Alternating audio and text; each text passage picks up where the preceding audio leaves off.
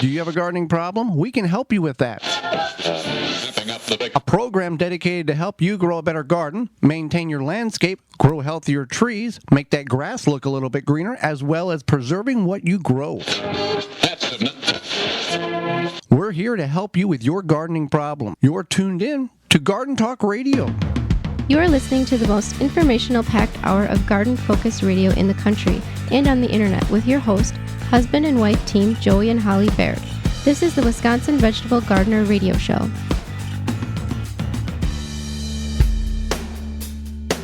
Welcome to the Wisconsin Vegetable Gardener Radio Show. The Wisconsin Vegetable Gardener Radio Show is presented to you by Power Planter Earth Augers, the official digging tool.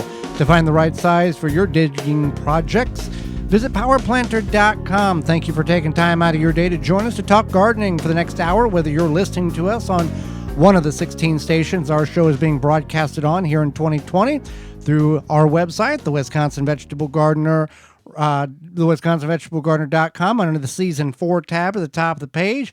Podcast replay, in-studio video replay, a radio app. However you may be capturing the program, we thank you. I am your host, Joey Baird. Beside me is my wife, co-host, best friend, and gardening partner, Holly Baird. This program is for you, about you, to help your garden grow better, maintain your landscape, get your grass to grow greener, and your trees to grow stronger, as well as preserving what you grow. Several ways in which you can communicate with us today. You can send us an email at gardentalkradio@gmail.com. That's gardentalkradio@gmail.com. Or if you want to talk to us, you can get a hold of us right now. 1-800-927-SHOW, 1-800-927-SHOW. If we can't get to you, please leave a message and we will call you back. We got a show lined up for you, a good show lined up, which we do every week. We value your time, and so we want to present to you topics which is valuable to your property and your life. We're going to talk about growing mums, all about mums, not moms, mums, and evergreen care and diseases. Plus, our guest is author Wendy Williams and your garden questions. So, Holly, let's get into the program. Talk about mums, M-U-M-S, the flower. Yep.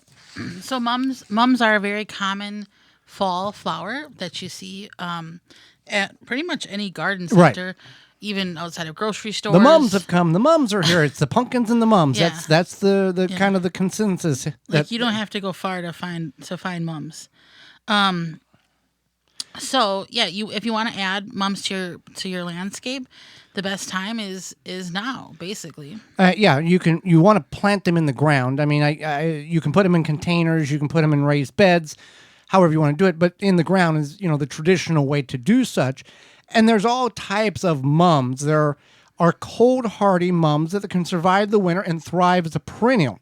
Now, perennials mean they will come back year after year. Annuals mean that they will come back, or they will grow one growing season and then they will die off. And in some instances, that annual will drop seed for the next generation to germinate and grow at the appropriate time during your particular geographical area.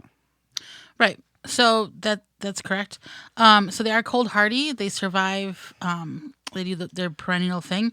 So one thing you want to think about is maybe what you want to do with your mums. If you want to, I mean, obviously you're going to add them to your landscape. Yeah. So if you think about like what color you might like. Well, here's the thing with anything with vegetable trees, shrubs, whatever. Know where you're going to plant the particular item and know how many particular items you have space for. So you don't go to the garden center in spring and buy 38 tomato plants and you can only find a spot for 7 of them because you like all the varieties. Same thing with the mums, that you don't want to get 6 or 7 mums and then you really don't have the locations in which you can plant them, and then you have to figure out, what do I do now? So there's some things we need to be aware of with mums. Mums have the best chance of surviving winter when you plant them in September. So we're past that particular time frame. But in some parts of the country, it is just as warm, or just as the temperature has not fluctuated to a great degree that it was a couple of weeks ago. So you want to keep that in mind. Right. That's definitely a good tip. So another one is that darker mums tend to hold their color longer. So as the flowers fade, you won't notice it as much. So if you are growing mums or planting mums or adding mums to your containers, whatever, and you're like, I want these to pop for a long time, you want to use the darker ones. Right, and you can also deadhead them. That kind of helps the procedure of getting rid of the old ones and kind of stimulating the new growth on the plant as well.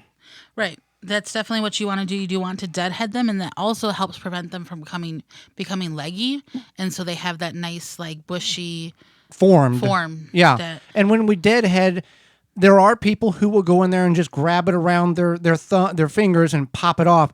Really, the best application or procedure is to get scissors or clippers, something to cut it, make a smooth, clean cut, and that will be better for the plant. Kind of the same, and kind of the same of ripping your fingernail off that's a little long with your teeth versus clean cutting it with a pair of scissors or clippers or fingernail snips. Kind of the same outlook there for the plant. Right. That's definitely a great tip. Another thing is keeping in mind that they have shallow roots.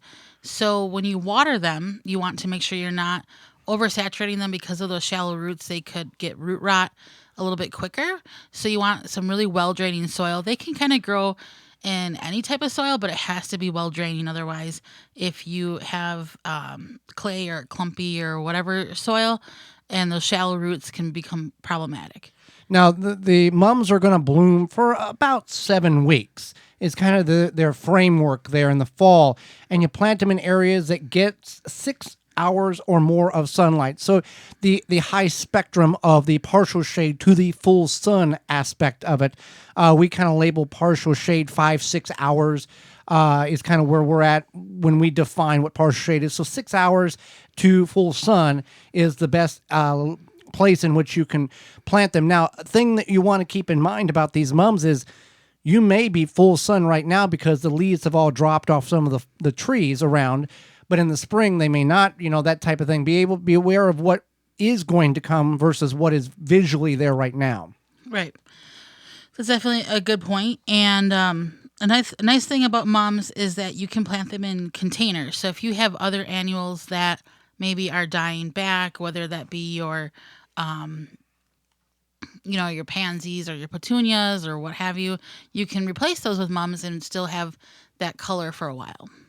And when they will come back in the spring, right?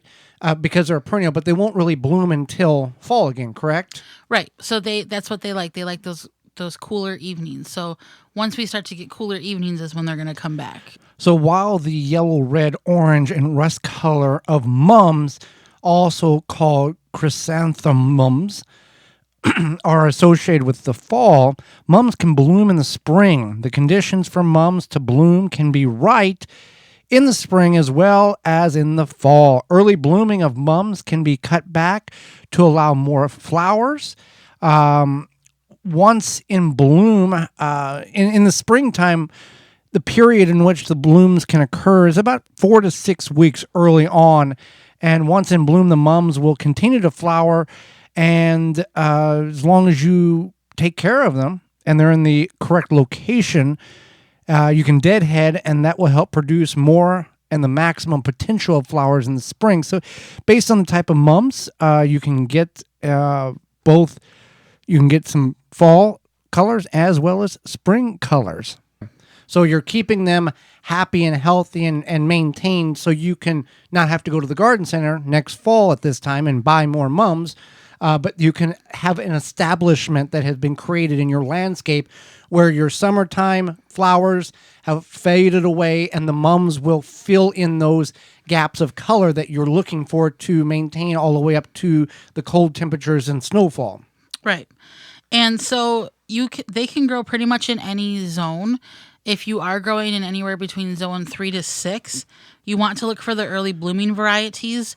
And then once they die back, you want to cover them, whether it be with like some evergreen boughs or burlap to help them. So we're not mowing them back over, or we're not trimming them down to the ground. We're just covering them as a protective layer if we feel that we need to. Right. Correct. And we, again, the key to all of this is location. have good soil. If you need to add good soil, you need to incorporate that because, yeah, the plants, the mums is going to look beautiful in the container at the garden center or at the grocery store. But if you have crummy soil and you plant it, that plant is going to react to the soil in which you put it in. So the dietary aspect of the plant is going to reflect how lack of nutrients the soil which it is planted in has. But that's only if you are going to plant them permanently. If you're going to Right. use them in a container, just I would choose whatever is going to look good. And that's what a lot of people do. They put them aside from, next to their hay bales and their pumpkins and their In the corn container that they stalks. came from. Yeah. Or sometimes they'll up pot them. But the likelihood of them surviving the winter in a container is a little less than if it was physically in the ground because the ground doesn't freeze as hard as you think it does, like a block of ice or like a block of soil would in a container. Right. But I'm just saying that Right, if yeah. people are using them to accent their landscape, you don't have to worry about your soil necessarily. Just make sure you deadhead them and you keep watering them. And they should last you well past Till Close to- snow in the places that snow occurs. close to early winter or whatever, late fall, what have you. And there's all different colors of mums, much like there's multiple different colors of other flowers. So it's kind of what's available in your area is really the key to that type of thing, or what you can get a hold of. Now, again, you can order stuff online, and that's great. But if you can support the local independent garden centers that this year needs the most help, go to there, follow their protocol, and purchase, their pumpkins and their mums or their ornamental peppers or whatever they may have for your fall decoratorial needs. Would be the best thing to do to help support them because they've supported you in the past. For sure. Definitely want to support your local garden center. And so, if you've never grown mums before, this may be the year to try it. And if you're uncertain of how the mums are going to react into your ecosystem, because every backyard is slightly different. For example, our backyard, the large garden, which is Holly's mom's backyard, seems to, and this has been for a decade now, doesn't get hit by the frost like the adjacent properties do. For whatever reason. It's like in its own little microclimate pocket or something. Right. So whenever the frost is coated on the roofs of the neighboring properties, there's nothing on the garden. So keep that in mind that if you're concerned about how things are going to react, you can get a couple of mums, set them up, and then you can always add to them year after year and create a very established growing bed that will pop in the spring and the fall as the colors of the spring and summer pass away. Definitely. Well, thank you for taking time out of your day to listen to our show. This is our 32nd show of 2020. Did you miss last week's show? We talked about best indoor edible plants, all about pumpkins, and our guest was Emma from Food is Free Milwaukee. You can listen to that show by going to your favorite podcast platform and searching the Wisconsin Vegetable Gardener podcast, or we'll make it even easier to find them. Send us an email to gardentalkradio@gmail.com, and in the subject line put show 31, and we will send you the link. We will be right back. Do not go anywhere. We'll be talking about evergreen care.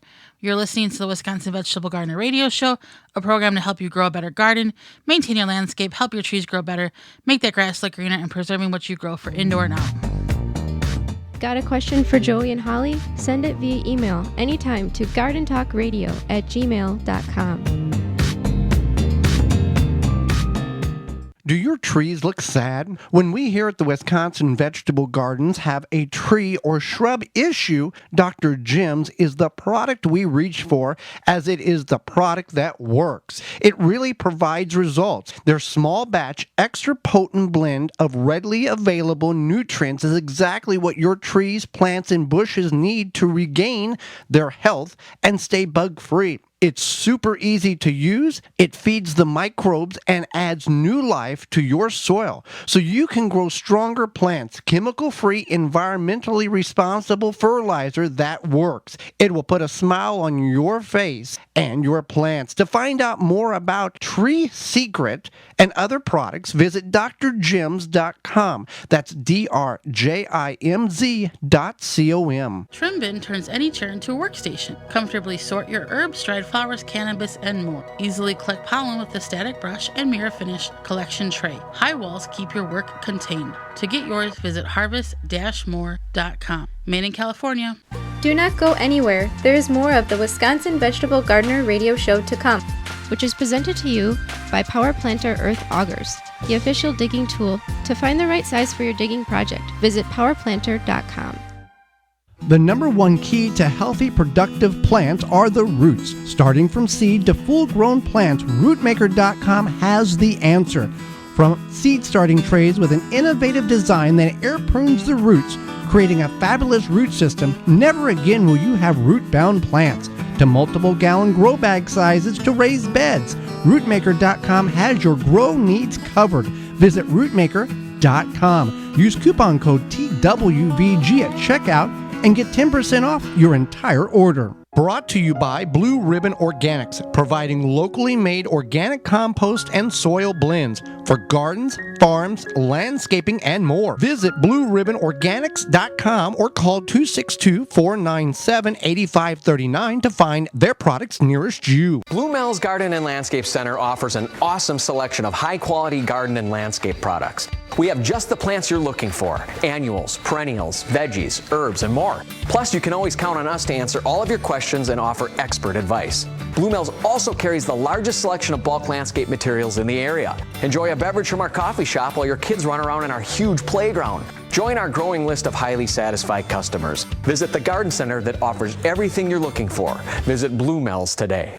Blue Mel's, 4930 West Loomis Road, 414-282-4220. The Wisconsin Vegetable Gardener Radio Show is brought to you by the following: Neptune Harvest, Happy Leaf LED, Dripworks, We Grow Indoors, Deer Defeat, Harvest More, Blue Ribbon Organics, Blue Mel's Landscape and Garden Center, Chip Drop. Find all sponsors at the WisconsinVegetableGardener.com and thank them for their support. Now back to the Wisconsin Vegetable Gardener Radio Show, which is presented to you by Power Planter Earth Augers, the official digging tool. To find the right size for your digging project, visit powerplanter.com. Now here are your hosts, Joey and Holly Baird.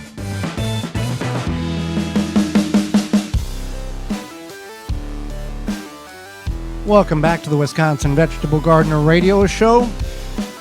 You want to plant, or I guess it would be a tree that stays green all year long, requires really very little maintenance, but can create a barrier between properties and habitat for the wildlife in your area, in your neighborhood, on your farm, your homestead. Well, evergreen trees probably is the answer to that requirement. Evergreen trees require very little maintenance, very little trimming. If left naturally, they will grow to the traditional form that we're familiar with, but they do require watering, especially the first year if they're not naturally planted in that environment, and you need to properly water it. Now, evergreens come in a multitude of different varieties or species, I guess would be the correct terminology, Holly. About how many are we looking at? Well, there's about 15 very popular ones. Okay. And then there's also ones that might be like more of like a hybrid, things Cross, change. yeah. Throughout the years. So, yeah. Well, see, growing up on the farm, one of the properties that we had at the old home place, I went to the woods and just took a 5-gallon bucket and just dug up little saplings or little Christmas trees, little evergreens, brought them next to and planted them in that area, and they grew very, very well. Now, these were not the traditional Bob Ross happy painting Christmas tree, evergreen trees like you see, but I did have enough friends, and they all liked each other, so I planted them all together. But that worked very well. Now, what many people may choose to do is on their homestead, on their city lot, they will go to their garden center and purchase specific spruces or varieties of evergreens in order to create a barrier, create a wall, living wall, so to speak, to keep their privacy. Right, and that's that people a lot of times will do that even in the city with those smaller arbor vitae, which is a kind of evergreen. So yeah, that's definitely an option. So the biggest thing that when it comes to planting evergreens is choosing the correct place. So evergreens do have some difficulty when it comes to high winds and dry areas or dry soil areas. So if you are trying to build a property wall, you might want to consider that if it's an area where that might get a lot of high winds, it could hurt the evergreen. Well, here growing up on the farm, I was always told when we bought a new piece of property, oh, that soil's no good because there's a lot of evergreen Christmas trees growing on it.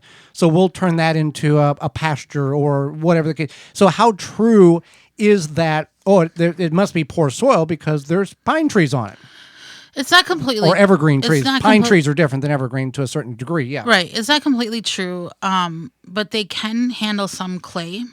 So it's not poor soil necessarily, but it could be, I mean, there's a chance. They are a little bit more forgiving than whether, like a tomato plant. Right. But also you have to keep in mind that if nature put 3 or 4 or 5 evergreens in part of a plain, they're going to reproduce, and more little pine evergreens will continue to develop and grow, and then you begin to have an evergreen forest. Just the progression of nature. So we do want to water if we are buying a specific species of evergreen from our garden center, and we plant it. We want to plant it in the same level in which it came in the container, and then we want to water it regularly. And like I said at the beginning, we don't have to necessarily prune or trim or shape or mold it. It will somewhat do that on its own. That's how they grow. Right. That's correct. You don't have to do a lot of maintenance in regards to that. One thing you want to keep in mind is snow or ice. So if you do live in an area that gets both or either, those branches, since they are kind of heavy to begin with those needles, once snow and ice gets on them, especially ice, that can weigh them down more, and then that could cause them to snap off and break. So you want to be mindful of that. And it can stress the plant out, and that's not good either. So you definitely want to think about that. Now, if you ever do need to fertilize them, they do sell different fertilizers for your evergreen, and you want to make sure that when you plant it, you don't fertilize it in the planting hole. You would fertilize it after you plant it. Okay. And evergreens are very slow growers, so I don't want you to think that, we're going to put 12 evergreens in the back of the property, and that will that'll grow a living wall in just a few years. They are very slow growers and can greatly absorb the nutrients in the soil, and then in very sandy areas, where the pH is more basic, your evergreen may have difficulty absorbing the nutrients that it needs, and then you will begin to see a palish green on the needles. This may be a lack of nitrogen, just like in the garden, tomatoes or peppers, whatever. If that discoloration starts to occur, your first instinct should be maybe maybe it needs nitrogen, maybe it's not getting enough nitrogen in order to green up correctly. So then you would add a requirement that has a higher first number. Obviously, we don't want to eliminate or forget about the potassium and phosphate, the second and third numbers, but we want to be aware of what we're getting ourselves into. Definitely. And so there are some problems that... Well, before we want to use a slow release fertilizer to start off with.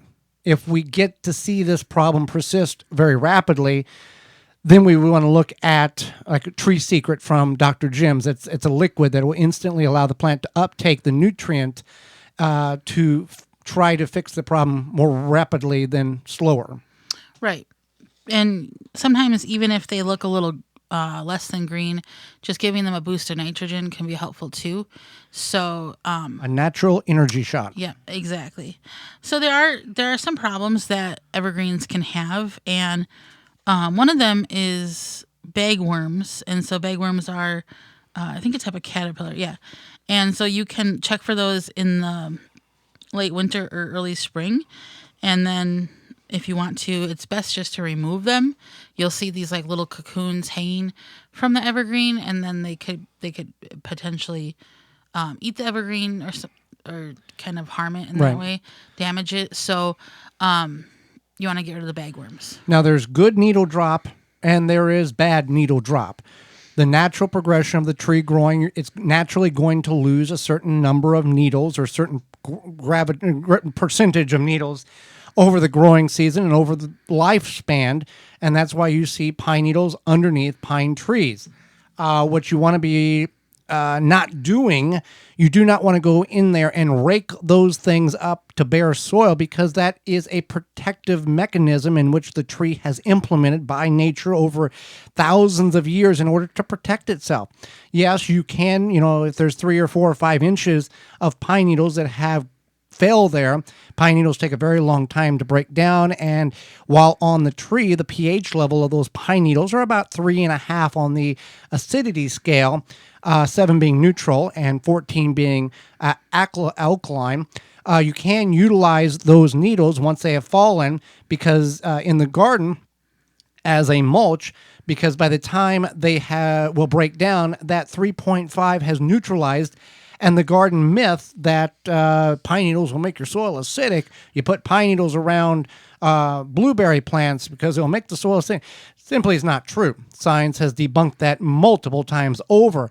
So you can utilize pine needles as a great mulch that doesn't break down. So if you have a lot of pine needles, you can put them around your asparagus plants or your rhubarb or a perennial area, and keep building it up. That works very, very well in that aspect. But there is bad needle drop too. Right. So, yep, there is bad needle drop. So there's a few different things. One is called tip blight, and it's called Diplodia tip blight. And it's very common, especially if you have an Austrian pine. And you'll see that the tips of the branches turn brown and die. And this usually starts at the bottom branches and moves its way up. So you can prune out the infected tips, and that will slow the progress of the disease. So you want to be aware of this. It's not you always, if you live on a farm, you don't really pay much attention. But if you've got these specifically growing in your property for property value, for protection, for privacy, it's very important to be aware of the problems that it may be developing. Right, and a lot of these problems will develop at the base of the tree, and which is beneficial, that you don't have to get on a ladder and go, well, I think this. You can physically look at it right then and there as you walk up to it. Right, and that's something to keep in mind. You can take a look at your tree, walk around it, a few times a year, and think, okay, this branch is turning brown and going to fall off. What is causing this? And if you do not, the internet is a phenomenal tool. However, when it comes to the health and well-being of your evergreen tree, your maple tree, your pine, your oak tree, your whatever elm tree, it is well worth the investment to get a hold of a certified arborist for them to come out. And these people have gone to school for a long time. They've seen a lot of things, and then they will be able to address the situation and say, here's what we need to do. Here's what you don't need to do. Maybe we can inject it with some type of liquid in order to allow the healing process, like an IV for the tree. That is a real thing, to get the tree back going again. Because if an arborist can inject a tree or treat a tree and you get 10 more years out of it rather than just mowing it down, that's a big, big deal. Because 10 years is a long time if you can get that much more life out of a tree versus just mowing it down and planting some shrubs or something else in that location. Definitely. So then another issue would be pine needle scale. And just like any scale, this is a problem. A lot of times it just eats your whole tree. This happened to one of our dwarf lime trees. Tree. Yeah. Thank you. Yeah. And so basically, scales are little bugs, little insects, and then they crawl between on ours, it was like they kind of hosted off of the leaves for that. And so on this one, on the pine needle scale, is they do the same thing. And they hatch a bunch of eggs, and it can be problematic. So if you can catch it quickly, then you can help eradicate it.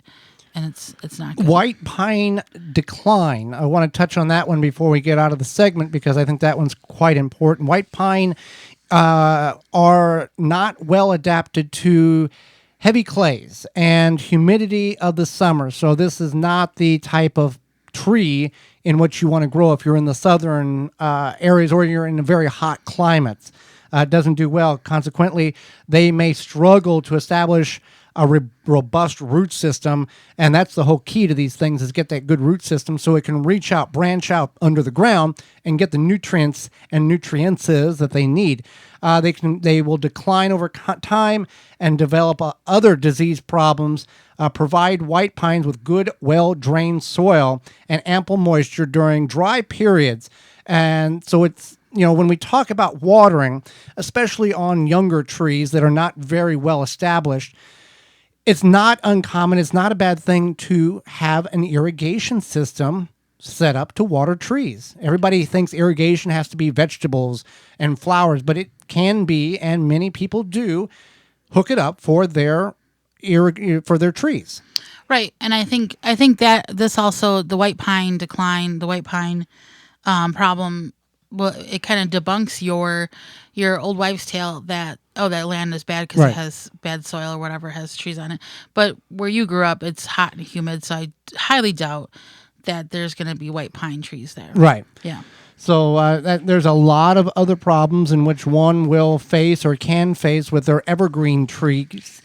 We just wanted to address it to get some information out to you. Well, Holly, summer's over. Kids are virtually learning. Nights are cold, getting colder. Soon there'll be snow on the ground, and you've forgotten about your yard. But never fear, there's still time to help your yard. Just because it is fall, we don't want to forget about our yards and those Japanese beetles. They may be gone, but they're not far. Not only did they feast on your roses and berries this summer, they laid eggs in your turf so they can start again next year. Oh, no. Take a stand with Phylum's Grub Gone. Grub Gone is a non-chemical Bt granular that specifically targets scarab pests and their larvae. Simply apply the granular with a spreader, irrigate it into the soil, and let the naturally occurring bacteria do its job. Not only is Grub Gone easy to use, but the only non-chemical choice that effectively controls grubs. And the best part about it, it's non-toxic to bees and other pollinators and beneficials. In fact, Grub Gone has no label restrictions for use around flowering plants, so you do not have to get on your knees and remove those dandelions before you apply the product. To find out more about Grub Gone and other products that Phylum Bioproducts has for your yard, Phylum Bioproducts, that's PHYLLOM bioproducts.com, PhylumBioproducts.com. It's the natural choice. Do not let the grubs and the Japanese beetles win in your garden. Do not go anywhere. When we come back, it's Wendy Williams, author, Language of the Butterflies. You're listening to the Wisconsin Vegetable Gardener Radio Show, a program to help your garden grow better, maintain your landscape, grow healthier trees, make your grass look greener, as well as preserving what you grow indoors and out. You can bet the Wisconsin Vegetable Gardeners phone lines are always jammed during the show. So Joey and Holly keep their phone lines open 24/7 to help you. Call anytime 24/7. Just dial 1-800-927-7469. Or just remember 1-800-927-SHOW. SHOW. Leave a message and they will call you back. Planting conditions are always favorable with the Power Planter Earth Auger. No matter what the job is, Power Planter has the right size for you. Simply attach to a drill and let the Power Planter do the work for you, creating holes fast and efficiently with ease. Find the size that fits your project at powerplanter.com. Did you know fall is the best time to plant grass? It's true. With Pearl's premium ultra-low maintenance grass seed, it needs mowing only once every 4 to 6 weeks rather than weekly. Pearl's premium grass grows 4-foot deep roots, so it needs 75% less water and outcompetes other grasses and most weeds without chemicals and stays green year-round. Buy Pearl's premium grass at Whole Food markets in New England, quality garden centers, or buy online at pearlspremium.com. That's pearlspremium.com. And put in the discount code, my name, Joey20. That's Joey20 for 20% off discount today and tomorrow only. pearlspremium.com, the best grass seed you'll ever grow. Do not go anywhere. There is more of the Wisconsin Vegetable Gardener Radio Show to come, which is presented to you by Power Planter Earth Augers. the official digging tool. To find the right size for your digging project, visit powerplanter.com. Pomona's Universal Pectin is a high-quality pectin that gels reliably with low amounts of any sweetener. If you're trying to reduce the amount of sugar in your diet, you'll love Pomona's Universal Pectin. Now you can make healthy homemade jams and jellies sweetened to your taste. You can use sugar or honey to sweeten. Pomona's Universal Pectin keeps indefinitely when stored in an airtight container. Easy to use, versatile, and comes with directions and recipes in every box. Find out more and where to buy at PomonaPectin.com. Also available at natural food stores and online. The Wisconsin Vegetable Gardener Radio Show is brought to you by the following: Phylum Bioproducts, Dr. Jim's, MI Greenhouse LLC, Green Gobbler, Water Hoop, Seed Savers Exchange. Find all sponsors at the WisconsinVegetableGardener.com and thank them for their support. It's fall now, and Blue Mel's Landscape and Garden Center still has the items that you need for your property, for your jobs. The bulk material yard will be open until the end of October, so you can either pick it up or have it delivered and even work on it past that time frame. But that's when that yard, the bulk material, will be available till, as well as they have pumpkins have arrived, as well as ornamental peppers. They have mums. They've got what you need for your fall fun activities. Blue Mel's Landscape and Garden Center at 4930 West Loomis Road, just off of Layton and Greenfield. Give them a call at 414-282-4220. You can visit them online at bluemels.com. Now back to the Wisconsin Vegetable Gardener Radio Show, which is presented to you by Power Planter Earth Augers, the official digging tool. To find the right size for your digging project, visit powerplanter.com. Now here are your hosts, Joey and Holly Baird. Welcome back to the Wisconsin Vegetable Gardener Radio Show. Holly, let's go to the hotline and bring in our guest for this week. Wendy Williams is an author but also has a lifetime career in journalism, working first as a reporter for the daily newspaper, then as an independent. Her work has been published in a myriad of places, ranging from the Wall Street Journal and the New York Times to Ladies' Home Journal and Audubon. As a daily journalist, she has won many awards. Her website is wendywilliamsauthor.com. Welcome to the program, Wendy. Well, thanks for inviting me. Well, we thank you for taking time out of your day to not only join Holly and myself and educate us, but all of our listeners across the country. We thank you for that. Well, I'm glad to be here. So I want to start out with, as a journalist, what inspired you to write books about science and nature? Where was the connection or maybe the disconnect there that brought that avenue to you? Well, I grew up in the outdoors. As a child, I was outdoors a lot. I had horses and dogs and went to go on long hikes and canoe and things like that. And I've also been interested in science. So as an adult, I became interested in how science can explain to us some of the things that we see in nature that we take for granted. The world all around us is something that we see, but we don't think a lot about it. And that certainly was true with butterflies when I started to research them. Now, speaking of that, you have a recent book, The Language of Butterflies. What is the book all about, and what can our listeners to expect when they read it? Well, I started to research a book about conservation success stories. But the first story that I started to research was a project in upstate New York where a very small but beautiful butterfly had almost become extinct. So I drove up there. I live in Massachusetts on Cape Cod. I drove up there, and the story behind how that butterfly was taken care of, was protected, was quite marvelous. It took them more than 2 decades to figure out why the butterfly just wasn't increasing in numbers. The more they did to try to help the butterfly, the more the numbers decreased. So they stuck with it, and after 2 decades, they finally learned that what they needed to do was adopt a whole regimen of burning the entire system in this area. It was a brushy system, and they learned that they needed to burn small parts of that system in order for it to regenerate. And when the entire system regenerated, then the butterflies came back in astonishing numbers. So I decided that the things that I learned there merited an entire book about butterflies, and that's what I ended up doing. Well, that's interesting. Now, whenever you did the research, what was something that just stuck out to you? You were like double checked your facts to make sure that was like something that was actually accurate, that you was very amazed by. You know, the whole book was like that for me. I really have to be honest with you. Butterflies are something that we take for granted, that we see all over the place, and we don't really think about them. I started to learn something about what the scales are like on butterfly wings. As some people know, butterflies and moths are part of a group of animals that are called Lepidoptera. That's the Latin name for them. And basically that means insects that have scales, because only butterflies and moths have scales. So I started learning about scales. And the first thing I learned was that when scientists or other people work with butterflies, sometimes they have to put a mask over their face because the scales are so small that they can breathe them in and become ill from the scales. The scales can cause asthma.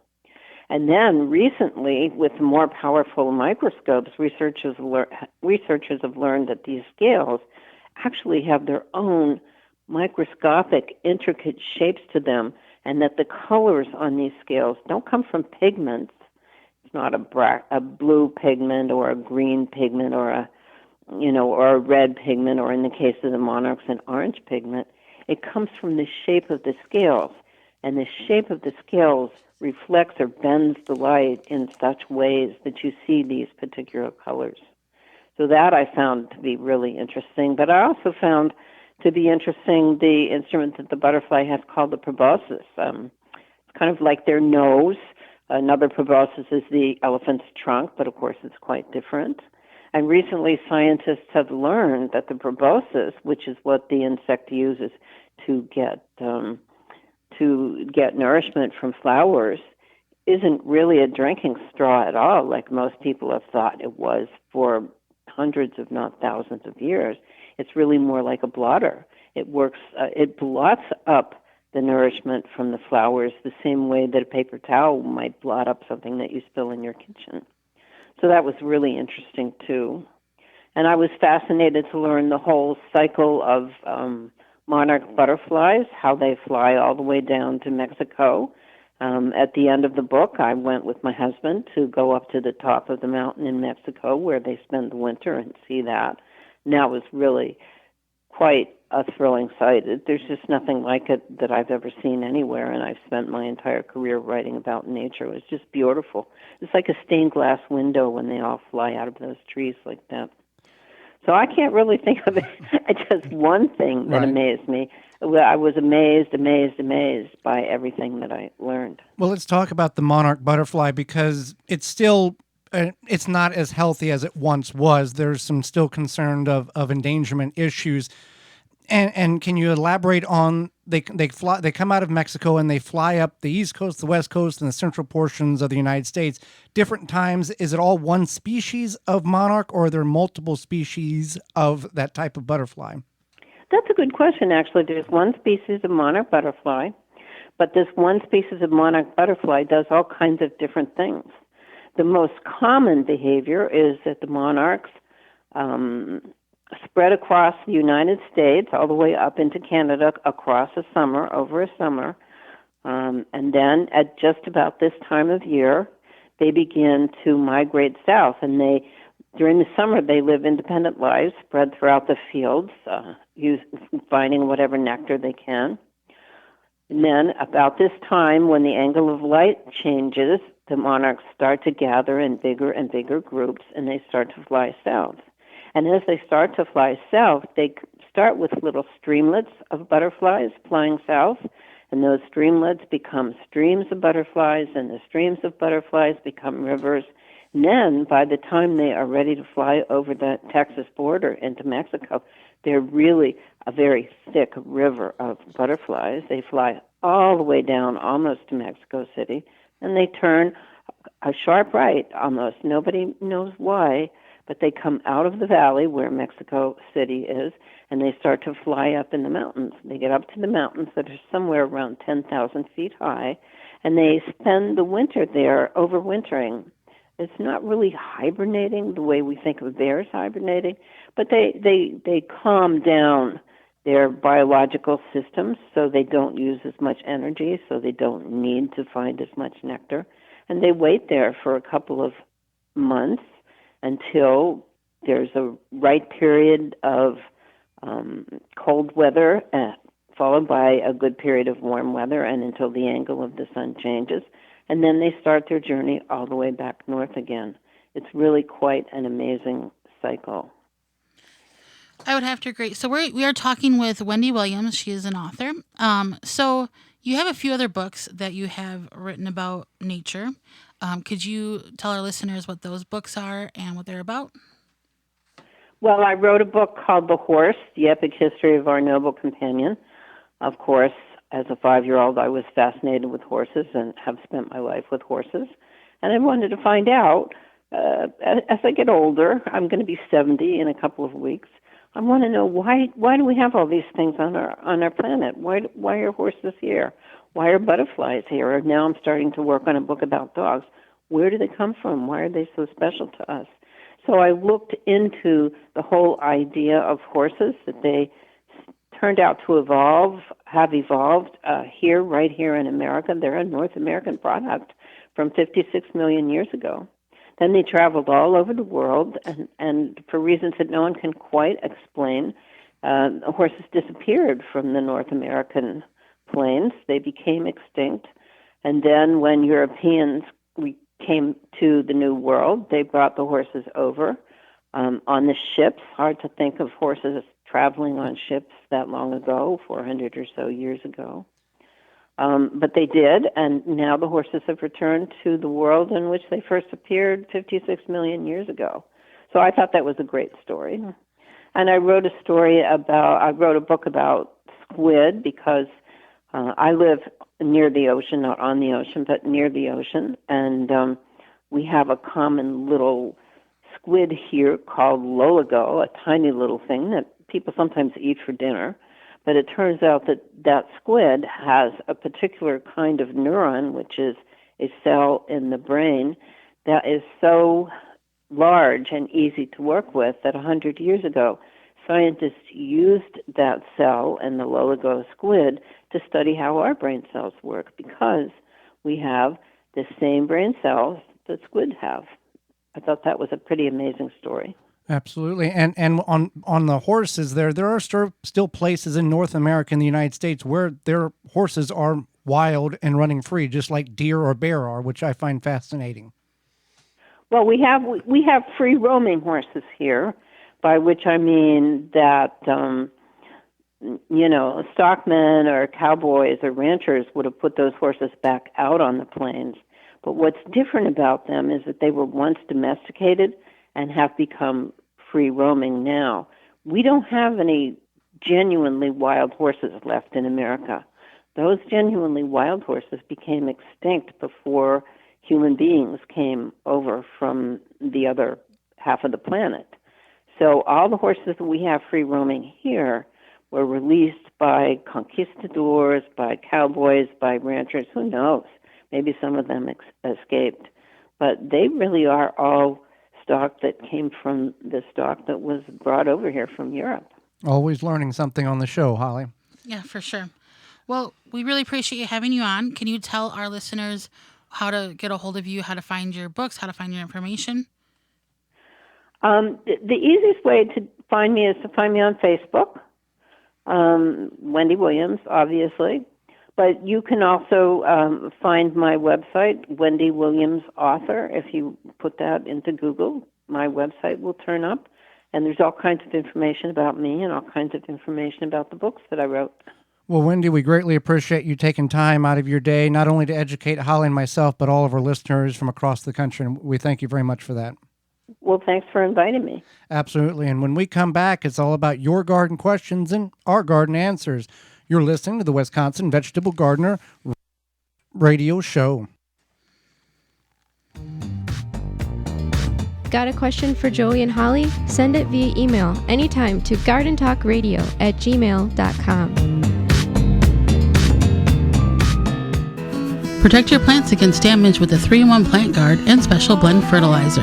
Visit ivorganics.com. Wisconsin Greenhouse Company designs greenhouses specifically built for the northern Midwest climate. All of their greenhouses are made to withstand heavy snow and wind for years to come. They build freestanding and home-attached greenhouses for both commercial growers, schools, and backyard gardeners. Visit WisconsinGreenhouseCompany.com. For more information on pricing or to request a greenhouse catalog, go to WisconsinGreenhouseCompany.com.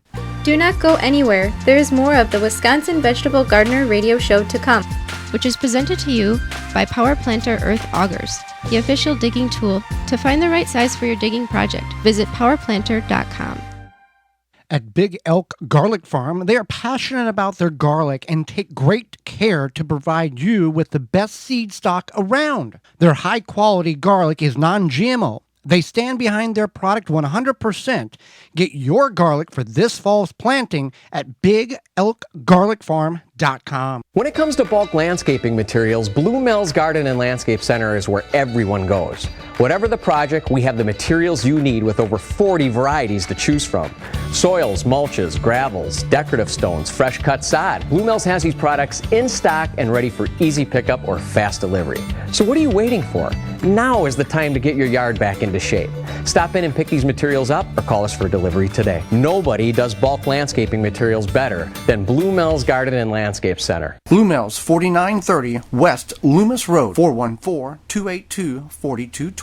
The Wisconsin Vegetable Gardener radio show is brought to you by the following: Power Planter Earth Augers, Ivy Organics, Root Maker, Pomona Universal Pectin, Chapin Manufacturing Incorporated, Pro Plugger, Tomato Snaps, World's Coolest Floating Rain Gauge. Find all sponsors at the WisconsinVegetableGardener.com and thank them for their support.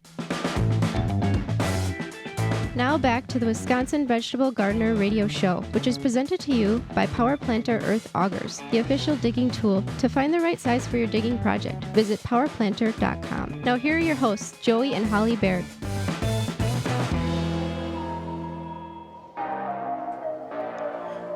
Welcome back to the Wisconsin Vegetable Gardener radio show. Question and answer time. If you've got a question, we may have an answer for you. You can get a hold of us by sending us an email at gardentalkradio@gmail.com. That's gardentalkradio@gmail.com. That will get you direct contact with us. If you'd much rather talk to us, you can do that by giving us a call at 1-800-927-SHOW, 1-800-927-SHOW. Easy for you to remember, so it's always ready for you at any given time. And that phone line, if you can't call during the show, you can certainly call anytime, 24/7. We leave our phone lines open for that particular reason. Had a number of questions come in this week, Holly, so let's just go down the list that we have. So Daniel asks, I have a large asparagus bed at our new property. These weeds are getting a little out of control. I'd like to mulch areas in the garden to help reduce weeds. What type of mulch is best? I would like a mulch walking path spread in the rhubarb bed and asparagus patch. Should I use a natural mulch or a shredded bark mulch? What would be the best practice? Well, you would want to do a natural mulch, preferably. We want to avoid when I say natural, I mean like not rubber tire chips like on a playground. You could use straw, you could use leaves, you could use pine needles. However, that's not going to last very long. I would recommend wood chips. If you can get a hold of, sign up for Chip Drop and have them deliver to your property, or you can, if you have access to wood chips or a wood chipper, or you can get a good deal this time of year on wood chips at a garden center, you certainly would be better off going that route, and that would, build it 2 or 3 inches high, and then over the course of 3 or 4 or 5 years, you're going to have to add to that as the wood chips begin to break down and feed the soil. But you could put it around your rhubarb and put it around your asparagus would be ideal. We have that issue currently with our asparagus patch. It's only 10 plants. However, we planted it from 1-year crowns this year, and the weeds have overtaken that. Now the fronds are still growing, and it will take it'll take 2 more years before we actually be able to harvest asparagus off that bed. But we are going to look at some either wood chips is the primary source that we're going to look at if we have to temporarily use leaves or pine needles or something of that, we will do such.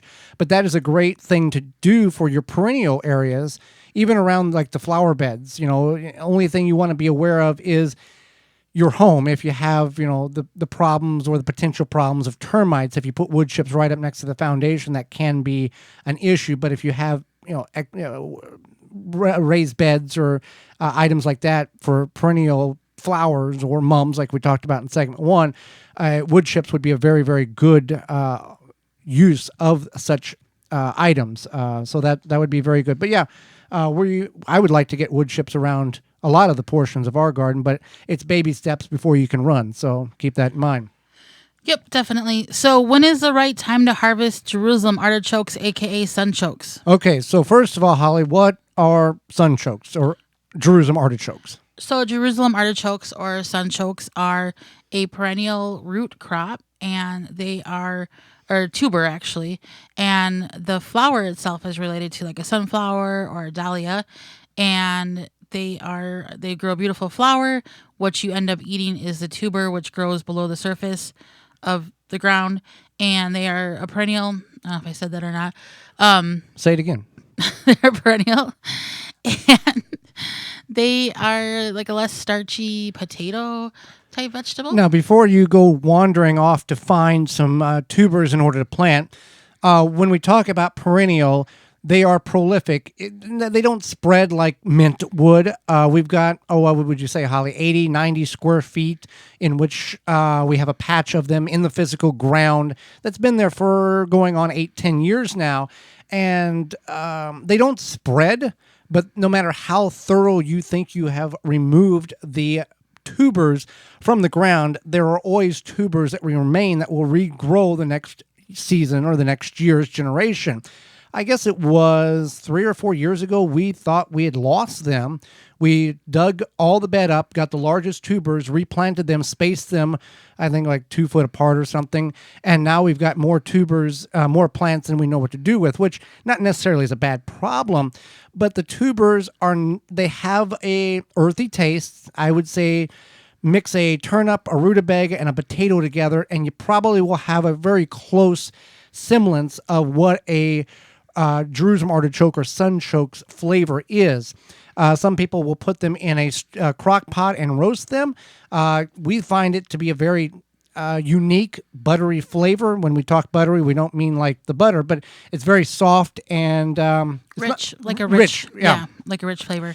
And then other people find that to be inedible. You can eat these you can eat these raw. Some people will take and cut them in little chips and then dip them in guacamole or ranch or whatever the case is. You can also take the tubers and you can ferment them. Now, we attempted to do this a couple of years ago. It was 2 years ago. And we had mild success for pickling them, or fermenting them, I guess would be the proper. Holly, explain real quickly the difference between a fermentation and a pickling, because some people may think, well, isn't that kind of the same? Well, there's a lacto fermentation / pickling, where it's a pickling of fermentation, and then there's like a vinegar pickling. Okay. And so the fermentation pickling is when you're using a lot of salt to help kind of preserve the item, and it goes through this fermentation process, and you can add different things, but it does give it kind of what's the word? Acidic tart flavor, like a vinegar pickle. And then there's the vinegar pickle, which is the more common. Which, when we can, pickling, you water bath, but you can refrigerate pickle. With the fermentation, you're using specific tools in order to make sure there's oxygen not getting into the batch as it does its process of converting certain elements into, the fermentation stage, the layman's terms there. So we did that, and you can add different flavors. We tried barbecue powder, paprika. We just did it natural without any. I think we used turmeric. Turmeric was another one. So we will continue to explore that. We found that most of it, you want to do it in small batches. We were doing it in half-gallon batches, and it didn't work out because we found out that certain things didn't taste good, and then we had a half-gallon jar of fermented, horrible-tasting Jerusalem artichoke sunchokes in them. So not necessarily the best thing there. So you can grow these. You want to get them in the spring. You don't find them in the store very often because of their short shelf life. But you want to harvest them when the flowers have turned, which they are in our garden right now. And as the flowers die off, or as they're being, developed and in that blooming stage, you can start harvesting. We've harvested about 4 or 5 pounds right now. And then as the frost kills back, you can harvest them again. And you can harvest them all the way up till the ground freezes. Now, what many people, or some people will do, is they'll cut back the top stalks, which each plant will produce 3 to 8 pounds of tubers based on the soil conditions. They'll grow in poor soil very well. And the plant vertical growth will get 8 to 18, 20 feet tall. We've had them very, very tall before in our garden. So they'll cut back the stalks, leaving a foot of stalk above the ground so they can see where the roots would be, mountains of leaves over top of that particular area, and then harvesting them over the winter months, mimicking a refrigerator where the leaves will keep the soil chilled but won't allow it to freeze. Then you have access to your tubers, the Jerusalem artichokes. Also, what we have done and found to work very well is you take a bucket, put 2 inches of soil in the bucket from the garden, layer a layer of Jerusalem artichokes, put another 2 or 3 inches, and repeat until the bucket's full. We keep it in the stairway of our attic, which keeps it chilled but not frozen, and we have access to it very, very quickly and easily. If you just take your Jerusalem artichokes and put them on the counter, in about 48 hours, they're going to be non-edible because they're going to be all dried up. You can put them in a Ziploc bag and put them in the crisper of the fridge, and they'll keep for about a month. That's pretty much the lifespan of them there. So some multitude of different options. Real quickly, Holly, before we run out of time, garlic. You had a question coming about garlic.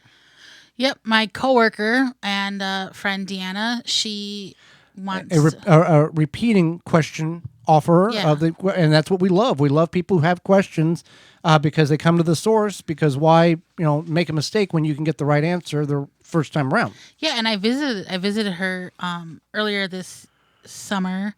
It was like, I don't know, August, but and saw her garden, and she has a nice little setup there, and she was asking about growing garlic. So I told her, and she said, "Can I grow the garlic that's in my fridge?" And I said, "Did you get it from a grocery store?" And she told me where she got it from, and I said, "Well, that was likely grown hydroponically, and is not going to reproduce as you want." So I actually I gave her some of our garlic, but what happens is that when you buy this from the store, it usually has a growth inhibitor on it because it's getting shipped, whether it be from China or Mexico, somewhere further away. It's tiny. And it's pretty generic. So, yeah. And generic meaning the variety, and generic meaning the flavor. It's so bland. Right. When we give garlic away, we say, like you told Deanna, only use a quarter of what you were normally using from store-bought because the flavor is so enriched that it's night and day. I forgot to tell her that, but she'll be okay. Yeah, she can hear it. Hopefully she's listening now. Unless she's already experienced the problem. Might be too late. But anyway, so that's the thing, is that you want to grow garlic that is going to be, whether it be from a local source, your farmer's market, what have you, from the grocery store. Big Elk Garlic Farm, bigelkgarlicfarm.com. They've got garlic that will meet and exceed your expectations, so you can certainly get it from there. They still have some garlic left for you to plant in your garden. For sure. And we are out of time, and we thank you for yours. Did you miss any portion of the show today? Well, you can revisit it by going to the website, the WisconsinVegetableGardener.com. Do not let the name fool you. A lot of other content there for all gardeners. Clicking on the Season 4 tab at the top of the page, or you can send us an email at gardentalkradio@gmail.com, and we will send you the link to this show. Tell your garden friends and your garden buddies that this show is on the air. You can also check out past seasons of the on podcast replay on our website, the WisconsinVegetableGardener.com. And that's how our message is spread. Join us next week on the program when we'll be talking about winter composting, as well as author Pamela Crawford will be with us. And as always, we'll be answering your garden questions. So until next week, for Holly Baird. I'm Joey Baird, and we will see you in the garden.